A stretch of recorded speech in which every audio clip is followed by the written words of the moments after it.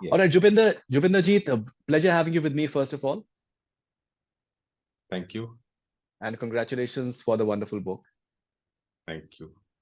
मेरा पहला आपसे सवाल ये होगा कि जब मैं इस किताब को पढ़ रहा था तो मुझे जो एक आई थिंक मुझे ऐसा लगा कि मैं कोई एक फिल्म का स्क्रीन प्ले पढ़ रहा हूँ, मैं फिल्म देख रहा हूँ. I think one can easily make it into a film I hope so. because it is not merely about the death of Sidhu Moosewala. I think it has a lot many more, I think, subtext to it. आपके लिए एक journalist के हैसियत से और एक writer के हैसियत से सबटेक्स्ट कितना इंपॉर्टेंट है? सब टेक्स्ट जो बिटवीन द लाइंस एक जर्नलिस्ट कहना चाहता है वो हमेशा इम्पोर्टेंट होता है, हम्म, लेकिन मूसेवाला की स्टोरी में ये सबसे ज्यादा इम्पोर्टेंट है. जो केस है वो अभी भी सब जुडिस है, इन्वेस्टिगेशन अभी भी ऑन है, और जो हम्म, मूसेवाला के पेरेंट्स हैं उन्होंने जो सस्पेक्ट की लिस्ट दी है उनके खिलाफ अभी भी कुछ नहीं किया गया. 4 एक्यूज्ड अभी भी बाहर हैं. तो वो क्या रीजन थे, कौन कौन से लोग थे जिनके लिए सिद्धू मूसेवाला जी एक थ्रेट बन गए थे, और इन सब को हम डायरेक्टली नहीं कह सकते हैं बिकॉज उसमें लीगल कॉम्प्लिकेशंस हैं. लेकिन आई एम श्योर कोई दिन आएगा जिस दिन हम वो सीधा भी कह सकेंगे. तो इस बैकग्राउंड में जो ये सब टेक्स्ट है जिसको आपने समझा और पढ़ा है, ये बहुत इंपॉर्टेंट है.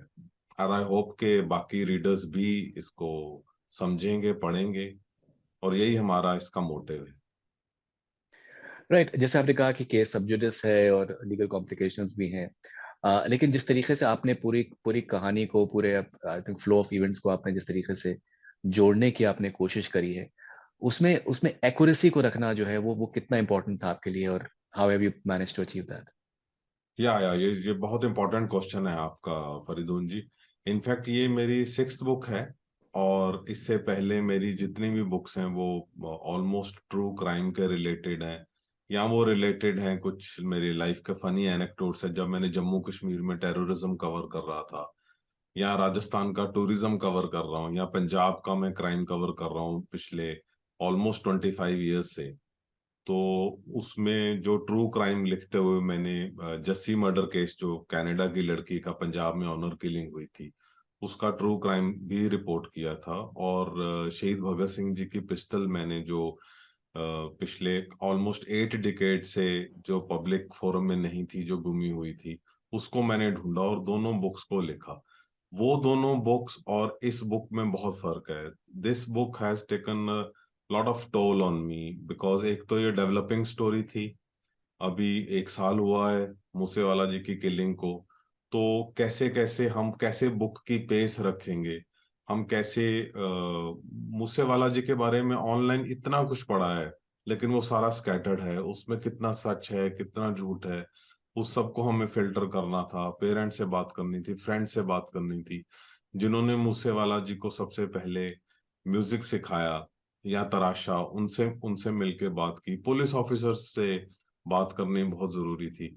तो इस बुक की जो फैक्ट्स और ऑथेंटिसिटी है, एक एक वर्ड एक एक लाइन हमने 10-10 बार चेक किए. और हमारी कोशिश थी कि बिकॉज इसको हम लाइफ की पेस पे ही बुक लेके, जैसे हमारी लाइफ चलती है, हर सेकंड हमारी लाइफ डेवलप हो रही है, हमारी लाइफ के पॉज बटन में भी कुछ ना कुछ उसमें मूवमेंट होती है, एक मोशन होती है. तो इस बुक का मकसद मेरा यही था कि इसको रेसी बनाया जाए, ग्रिप बनाया जाए. जैसे आपने बहुत मुझे हौसला अफजाई की बोल के कि इसकी फिल्म बननी चाहिए, डेफिनेटली इसकी फिल्म बननी चाहिए मूसेवाला जी के ऊपर, और लिखा जाना चाहिए, फिल्में बननी चाहिए, और प्लेटफॉर्म पे जो उनके जस्टिस की है वो डिमांड होनी चाहिए. तो इसी उससे हमने लिखा और कोशिश की है कि हम पूरा ऑथेंटिक रहें. सीन्स को डिस्क्राइब किया हमने मूसेवाला जी के गांव को, वो जिस रास्ते पे वो चल रहे थे, जो उनकी लास्ट राइड है, वो रास्ते में क्या देखते जा रहे थे, उनके साथ जो उनके फ्रेंड थे गुरिंदर और गुरविंदर, उन्होंने क्या बातें की. ऐसा बहुत कुछ हमने उसमें जो नया है बुक में लेके आए हैं. जो उनके पेरेंट्स की सफरिंग है, भगवान ना करे किसी भी पेरेंट को अपनी लाइफ में इससे गुजरना पड़े, इस सफरिंग को उनको सहना पड़े. राइट। जिस तरीके से आपने अगर अगर जैसे फॉर एग्जांपल जैसे आपने फ़िल्म की बात करी, अगर आप जैसे पेरेंट्स की बात करें, जिस तरीके से आपने उनके पिताजी का आपने पूरा आपने एक डिस्क्रिप्शन किया है कि वो उनका आर्मी का बैकड्रॉप था, किस तरीके से उनके उनको हाउ ही टर्न डेफ, और किस तरीके से उनको एक इंट्यूशन था कि कोई चीज़ जो है वो कुछ अगर होने वाला है, that intuition was something that happened with Sidhu Moosewala as well. At the same time जैसे आपने उनकी माँ का आपने डिस्क्रिप्शन किया है कि उन्होंने जो गाना लिखा माँ के ऊपर, और जिस तरीके से माँ ने कहा आखिर में कि दैट इस तरीके से किसी को मार के जब उन्होंने उनकी एशेज़ को अपने हाथ में लिया, तो जिस तरीके से उन्होंने जो कहा कि किसी को मार के आप इस तरीके से एक पीस नहीं मिल सकती है। So I found that very cinematic in a way, not in a not in a very commercial way, but मुझे लगता है कि ये एकदम बिल्कुल किसी को भी सोचने में मजबूर कर देगा, एकदम इमोशनल कर देगा, और वो जो एक नैरेटिव है वो मुझे बहुत बहुत दिलचस्प लगा एंड बहुत इंटरेस्टिंग लगा एंड बहुत सच्चा लगा, which is I think which doesn't happen too often. So मैं उस लिहाज से मैं कह रहा था, अगर आप माता-पिता की अगर आप जो आपने जिस तरीके से डिस्क्रिप्शन किया है, उसके बारे में अगर कुछ आप बताना चाहें? Yeah, yes. Yeah, I understood your point. And his father was hard of hearing, so he met with an accident while he was in a tank when he was with the Indian Army. तो तब से उनको थोड़ी सुनने की तकलीफ थी। और माँ बाप के बारे में आई मीन दुनिया देखती है उनको, वो हर संडे पब्लिक को मिलते हैं और वो लोगों से मिलते हैं, मीडिया इंटरव्यूज देते हैं। तो जब मैं उनसे उनकी मदर से मिला था, फादर से मिला था, तो मैंने जानने की कोशिश की थी कि जब वो अकेला टाइम होता है तब वो क्या करते हैं, शाम को 5 बजे वो क्या करते हैं। 5 बजे, सवा 5 बजे जब मूसेवाला जी घर से गए थे, तो वो उनको डेली याद आता होगा। तो वो क्या था, वो क्या सीन था उनका, ये सब था। शूटर्स के बारे में क्या था, बिकॉज शूटर्स भी, जो कोई भी क्रिमिनल अपनी माँ के पेट से क्रिमिनल बन के पैदा नहीं होता, तो शूटर्स की भी क्या कहानी है, उनके क्या माँ बाप हैं, उन्होंने ऐसा क्यों किया, कितने पैसों के लिए किया। मूसेवाला जी की जो इस समय उनके जो इंटेलेक्चुअल राइट्स और सब कुछ है, इट इज 500 करोड़ प्लस। जो मेरे म्यूजिक, पंजाबी म्यूजिक इंडस्ट्री में मेरे जो फ्रेंड्स हैं वो बताते हैं कि he is worth 500 crore plus. तो उनकी जो मारने की सुपारी दी गई, कॉन्ट्रैक्ट किलिंग है, शूटिंग की गई उनकी, तो कितने पैसे दिए गए उन सबके। This is all that we have tried to know in this, and ये बहुत इंपॉर्टेंट था, उनके पेरेंट्स का व्यू ऑफ पॉइंट। तो मैक्सिमम बुक में उनमें पेरेंट्स की सफरिंग को मैं बाहर लेके आया, not not just as a news reporter. हमने उनके बारे में न्यूज आर्टिकल्स लिखे हैं, but news articles as you know, आप भी जर्नलिस्ट रहे हैं, तो उसमें हैं जर्नलिस्ट आप भी, तो उसमें कितनी स्पेस होती है आपके पास। तो मैंने चैप्टर्स डिवोट किए हैं इसमें। मूसेवाला जी की मदर का बचपन से लेके उसको बड़ा होते हुए कैसे देखा उन्होंने, हर हर मोड़ पे क्या चेंजेस आ रहे थे, उन सबको बयान करने की कोशिश की। जो उनके फादर थे, जैसे आपने बिल्कुल सही कहा कि उनको ये इंट्यूशन थी कि मूसेवाला को कुछ हो सकता है, जो थ्रेट्स आ रहे थे, तो कैसे वो रात को जाग जाग के वो उसके लिए पहरेदारी करते थे, जो सिक्योरिटी गार्ड्स थे उनको भी पैप अप करते थे। ये सारा कुछ इस बुक में मैंने कोशिश की है कि इसको लेके आऊं। राइट, जैसे आपने ज़िक्र किया कि जो उनके शूटर्स थे उनको मैं अमाउंट नहीं बताऊँगा, लेकिन बहुत ही आई थिंक बहुत ही कम अमाउंट कंसिडरिंग जी की जो जी, वैल्यू यहाँ वो जो बुक के वैल्यू लिए रहने देते हैं वो अमाउंट। बुक के लिए, हाँ। तो वो जो वैल्यू सिद्धू मूसेवाला की थी उस लिहाज से I think it was very very paltry. और लेकिन इंटरेस्टिंग चीज़ ये है कि उनको जिस तरीके की प्रॉमिसेस की गई कि वो अ, आगे चल के कितना वो करोड़ों रुपए कमा सकते हैं, सिर्फ ये जो इन्होंने एक टेरर क्रिएट किया है इस पूरे एक्टिविटी से। लेकिन वो भी सही साबित नहीं हुआ, किस तरीके से वो पकड़े गए। तो पकड़े भी गए तो वो भी आई थिंक बहुत ही आई थिंक फ्रिवलस कुछ सर्टेन जो जो एक्टिविटीज हैं, तो उसकी वजह से वो पकड़े जाते हैं। वो भी अपने आप में थोड़ा-सा कुछ हद तक अगर देखा जाए तो कॉमिकल है थोड़ा-सा इन अ वे एज़ वेल।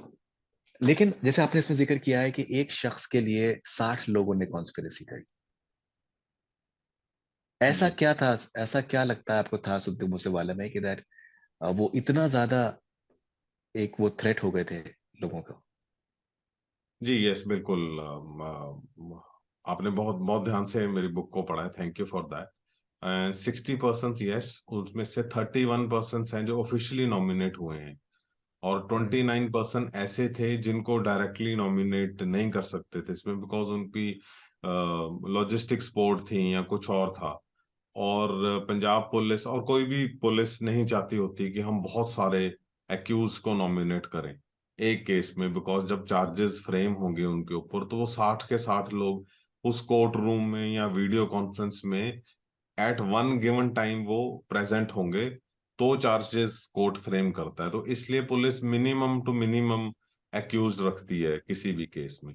तो इसलिए इस केस में 31 एक्यूज हैं, जिसमें से 25 अरेस्ट हैं, और 2 को एनकाउंटर में मन्नू कुसा, मानू कुसा और जगरूप रूपा को एलिमिनेट किया गया था, और 4 अभी एब्सकॉन्डिंग हैं, गोल्डी बराड़ एंड अनमोल बिश्नोई, सचिन थापन बिश्नोई, और जोगा, जसविंदर जगविंदर जोगा जो 4th हैं। नेहरा भी एक इसमें एब्सकॉन्डिंग है। तो उसमें अ, जो उनका, आई मीन, मुझे लगता है कि मूसेवाला के ऊपर पहले भी अटेम्प्ट्स हुए थे, पहले भी उनके ऊपर चांसेस लिए गए थे, और किसी ने उनको एक टर्बन गिफ्ट की थी जिसमें एक आईईडी थी, इम्प्रोवाइज्ड एक्सप्लोसिव डिवाइस था। और उसके बाद शाहरुख खान के नाम का शूटर था जिसने कोशिश की, तो वो कुछ भी कामयाब नहीं हुआ था। और हालांकि मूसेवाला जी की सिक्योरिटी को प्रून कर दिया गया था आम आदमी पार्टी की गवर्नमेंट के लिए, लेकिन फिर भी अटैक करने के लिए, पूरा समझने के लिए इतने लोगों की शायद जरूरत थी, इसीलिए इसमें 60 लोगों को यूज किया गया। बहुत सारे डिटेल्स हैं जो बुक्स में हैं, तो मैं पूरे डिटेल्स शेयर नहीं कर सकता इसमें। और मेरी सिर्फ यही उम्मीद है कि इस बुक को ज्यादा से ज्यादा लोग पढ़ें इसको, और इसकी उसकी डिस्कशंस हों, और मूसेवाला जी को, उनके पेरेंट्स को जस्टिस मिले। राइट। सो अभी उनकी डेथ एनिवर्सरी थी 29 तारीख को। um, लेकिन आई थिंक लोगों का मानना यह है कि अभी तक 1 साल हो गया है, लेकिन उनको जस्टिस अभी तक उनको नहीं मिली है। जिस तरीके से गोल्डी ब्रार ने जिस तरीके से ओपनली फेसबुक पे उस पोस्ट किया कि दैट उन्होंने बदला लिया, और लॉरेंस बिश्नोई ने भी एक इंटरव्यू में डायरेक्टली तो नहीं बोला कुछ भी, लेकिन ये है कि वो आई थिंक बहुत ही पहेलियों में वो बात करते हैं, जो जो इंटरव्यू में भी जो उन्होंने जो बात करी है। सो आपको लगता है कि दैट एक ऐसा सिंगर जिसने कि दुनिया भर में लोगों को आई थिंक झंझोड़ दिया, अभी राहत फतेह अली खान साहब ने एक अपने कॉन्सर्ट में यूएस में एक गाना डेडिकेट किया सिद्धू मूसेवाला को, और भी बहुत से लोगों ने डेडिकेशंस करे हैं। Do you feel that it's somehow ironical कि दैट 1 साल होने के बाद भी he still hasn't got the justice maybe that he deserves, Yeah, Mr. yeah, it is Muslim? definitely, Mm, definitely, it's not just ironical, it's very tragic also. mm, I mean, Goldie Brar has been announced as the one of the top 25 wanted criminals, gangsters in Canada. So this is the only success we have got. And Sachin Thapan, he is under detention in Azerbaijan, and extradition process is on. And going by my experience in earlier cases, I don't think so. It will happen very soon. और third is Anmol Bishnoi, Lawrence Bishnoi का छोटा भाई। और छोटा भाई वो California में एक म्यूजिक शो में, एक वेडिंग पार्टी में डांस कर रहा है। कैलिफोर्निया में वो कैसे पहुंच गया? वो फेक पासपोर्ट से इंडिया से गया था। और वो he is in US. US में इतनी सिक्योरिटी होती है, इतने आपको चेक होते हैं एयरपोर्ट के ऊपर, और still he has landed up in US. Goldy Brar has landed up in Canada. और दूसरे एक्यूज भी हो सकता है, डेफिनेटली बाहर हैं जो अभी तक पकड़े नहीं गए। तो ये ट्रेवेस्टी ऑफ जस्टिस है, ये आयरनी है, ये ट्रेजेडी है, और इसको एक्सपोज करना चाहिए। आप भी इसमें हेल्प कर रहे हो मुझे एक्सपोज करने में, अब थ्रू दिस इंटरव्यू। और सबसे बड़ी बात, जो लॉरेंस बिश्नोई के इंटरव्यू की आपने बात की, आपने बहुत अच्छा मुझे पिन पॉइंट किया उसके ऊपर। आई मीन, उसके एक नहीं, उसके 2 इंटरव्यूज हुए हैं जेल से। वो एक वीआईपी बना हुआ है, लॉरेंस बिश्नोई। कभी उसको गुजरात लेके जा रहे हैं, कभी उसको कहीं और लेके जा रहे हैं। Z+ सिक्योरिटी है उसको, उसको क्यों सिक्योरिटी मिल रही है? और ऐसा क्या है? मेरे 20-25 साल के जो मैंने पंजाब में क्राइम रिपोर्टिंग की है, आज तक किसी भी गैंगस्टर, टेररिस्ट, पॉलिटिकल लीडर की जेल से इंटरव्यू नहीं हुई। तो ये जो एक स्टेटस है, ये फैसिलिटी लॉरेंस बिश्नोई को क्यों मिलती है? ये सबसे बड़ा क्वेश्चन है। इसके ऊपर इंक्वायरी चल रही है, पंजाब पुलिस इसके ऊपर इंक्वायरी कर रही है, 2 महीने हो गए इंक्वायरी में। यू वोंट बिलीव, अभी तक वो लॉरेंस बिश्नोई को क्वेश्चन नहीं कर पाए। जो एक क्रिमिनल जेल में है, उसको क्वेश्चन करने में कितना टाइम लगेगा आपको? अगर आपका ऑफिसर बठिंडा का ऑफिसर जाता है तो आधा घंटे में वो उसका एक्सेस है। अगर आप चंडीगढ़ से जाते हो तो आपके पास 2.5 घंटे में एक्सेस है, लेकिन आप नहीं कर पा रहे हो उनको। और आपसे हम पूछते हैं तो वो कहते हैं लॉरेंस बिश्नोई को पहले गुजरात पुलिस ले गई, उसके बाद उसको NIA ले गई, दिल्ली पुलिस ले गई। तो वो तो he is a glorified tourist, कभी कोई उसको कोई कहीं लेके जा रहा है, कभी कहीं और इनफैक्ट एक लॉरेंस बिश्नोई जैसे गैंगस्टर की, जो सलमान खान को थ्रेट कर दे रहा है, एक बार नहीं वो 10 बार दे चुका। उस इंटरव्यू में भी उसने 2 बार किया है कि अब कि मैंने सिद्धू मूसेवाला तो कोई बड़ा काम नहीं है, बड़ा काम तो एक ही होगा जब मैं सलमान खान को से बदला लूंगा, जो उसने ब्लैक बकों की किलिंग की थी, हंटिंग की थी उसने। तो एक ऐसा क्रिमिनल जो जिसने इतना बड़ा थ्रेट किया है, उसको सभी उसको लेके जा रहे हैं उसको। आई डोंट नो क्या क्वेश्चनिंग हो रही है। क्वेश्चनिंग हो रही है तो उसका कुछ रिजल्ट निकलना चाहिए। तो ये बहुत बड़ी ट्रेवेस्टी ऑफ जस्टिस चल रही है यहाँ पे। ओके। मुझे मुझे एक और भी बात जो मुझे दिलचस्प लगी कि जैसे कि अगर हम जैसे लॉरेंस बिश्नोई की बात करें, तो आपने जिस तरीके से उनका पूरा एक आपने बिल्डअप किया है, उनके बारे में बिल्डअप किया है, मेडिटेशन करते हैं, 7-7 घंटे मेडिटेशन करते हैं। सो एक बड़ा एक you humanised the entire folklore that is around him, which is interesting because क्या होता है कि बहुत बार जो नेगेटिव जो आई थिंक जो पर्सनालिटीज होती हैं, तो उनको सिर्फ हम एक नेगेटिव लाइट में ही हम उनको देखते हैं। लेकिन एक जो एक दूसरा साइड है, दूसरा पहलू है कि there are people who idealize them, there are people who follow them. So वो जो एक ह्यूमनाइज करने का एलिमेंट है, वो मुझे दिलचस्प लगा। I thought that was because it makes things more objective. जो आप यस, उनके, दैट्स द हाँ, वो एक ह्यूमन ऑब्जेक्टिव एलिमेंट। लगता है, ह्यूमन एलिमेंट या लाने से फिर जो उन्होंने जो कुछ भी किया है, जो भी कर रहे हैं, वो एक ह्यूमन, उसमें एक it makes it more objective when you're trying to bring both sides of the story in a way. या एग्जैक्टली आपने बहुत मैन्यूटली मेरी बुक को पढ़ा और समझा है।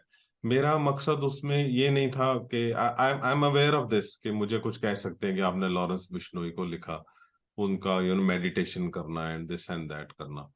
तो मुझे लगता है कि हमें किसी भी क्रिमिनल का जो ह्यूमन एलिमेंट है, उसको इग्नोर नहीं करना चाहिए।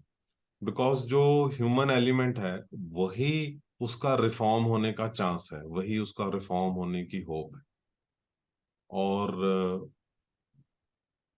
अगर हम उनको एक दरिंदों की तरह, एक इवल पर्सन की तरह ही पेंट करेंगे और ह्यूमन एलिमेंट को इग्नोर करेंगे, आफ्टर ऑल वो भी किसी के बच्चे हैं, उनकी भी फैमिली है, उनके भी सेम इमोशंस हैं जो आपके, मेरे या किसी और के हैं।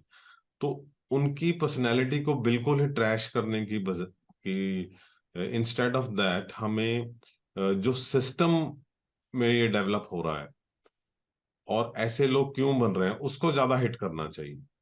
और एक एक एक होप छोड़नी चाहिए, एक विंडो छोड़नी चाहिए लॉरेंस बिश्नोई जैसों के लिए, कि वो रिफॉर्म हो। और वो रिफॉर्म होने का मतलब ये नहीं है कि वो कल को नेता बन जाएगा, तो इसको मैं रेफर्मेशन बोलता हूँ।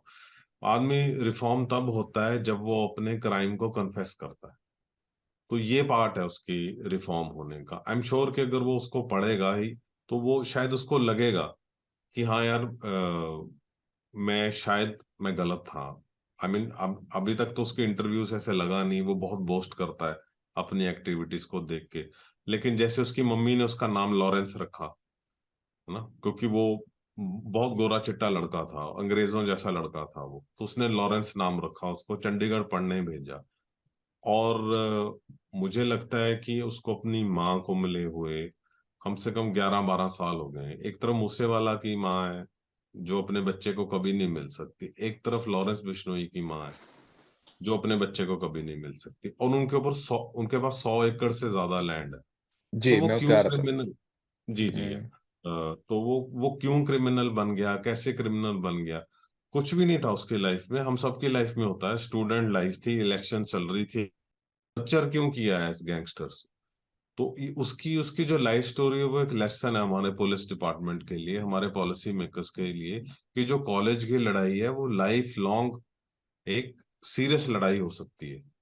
तो अगर अगर कोई स्टूडेंट लीडर कल आज लॉरेंस बिश्नोई बना है तो कल को कोई और भी बन सकता है।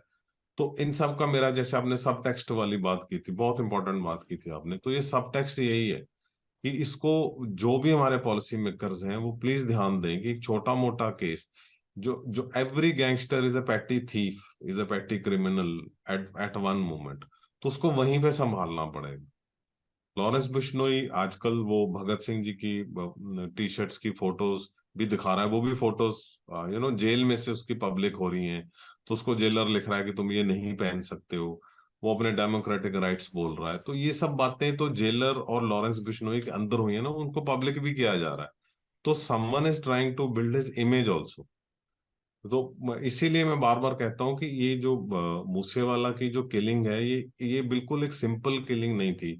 सॉरी, मैं थोड़ा डाइग्रेस कर गया। तो ये बिल्कुल एक सिंपल किलिंग नहीं थी कि लॉरेंस ने ऑर्डर किया, गोल्डी बराड़ ने प्लानिंग की, और भगवानपुरिया जग्गू भगवानपुरिया और एक और जोगा ने मिलके वेपन्स और शूटर्स इकट्ठे किए और उसको मार दिया। ये मैं इस बात को डाइजेस्ट नहीं कर पा रहा हूँ। तो इसमें making of criminals, making of gangsters और ये कॉन्स्पिरेसी का जैसे 60 लोग हैं, और भी पता नहीं कितने लोग होंगे अभी। नहीं, बिल्कुल, डेफिनेटली, बिकॉज आई थिंक ये भी एक बहुत आई थिंक दिलचस्प बात है कि दैट 110 एकड़ की का इनकी लैंड है, लॉरेंस बिश्नोई की फैमिली की, और इनके हवेली है। और so money is may be not the driving factor for him, maybe it is something else, maybe it is something that in terms of maybe fame is there, और कुछ element हो सकता है that maybe in a way drives him as well. So अभी मैं आपसे जितनी ज्यादा बात करूंगा उतना ज्यादा मतलब ये है कि we may end up giving a few I think spoilers which I think we should not. But मैं आपसे यस। आखिर में मैं आपसे एक बात ये जानना चाहूंगा कि इसको पूरा रिसर्च करने का प्रोसेस कितना लंबा था, कितने महीने लगे आपको, और फिर उसको फाइनली फिर लिखने का प्रोसेस आपका कितना कितना कितना टाइम लगेगा आपको लगा आपको? In fact thanks to Westland books और जो मेरे लेट एजेंट है Jaya Bhattacharya ji Rose, thanks to them उन्होंने मुझे अप्रोच किया। और मेरी ये 6th बुक है, और पहले भी मेरी बुक्स ने अच्छी किया है, मुझे अच्छे पब्लिशर्स के साथ काम करने का मौका मिला। बट वेस्टलैंड एंड प्रतिलिपि आर अमंग द टॉप। तो जब उनकी तरफ से आया कि आप इस हम एक क्विक बुक करना चाहते हैं, तो हमारा इनिशियल प्लान था, जो हमारी बात शुरू होनी हुई, हमारी जुलाई अगस्त में ही बात शुरू होनी शुरू हो गई थी, विद इन 2 months ऑफ मुझसे वाला दिस थिंग। और मैं बहुत रेगुलरली इसके इसके बारे में लिख रहा था। तो उन्होंने जब बोला, तो हमारा इनिशियल प्लान तो 3 months का था कि we will do a quick book. और बट इसके इतने शेड्स थे और it was ever developing, so many issues, so many people to talk to.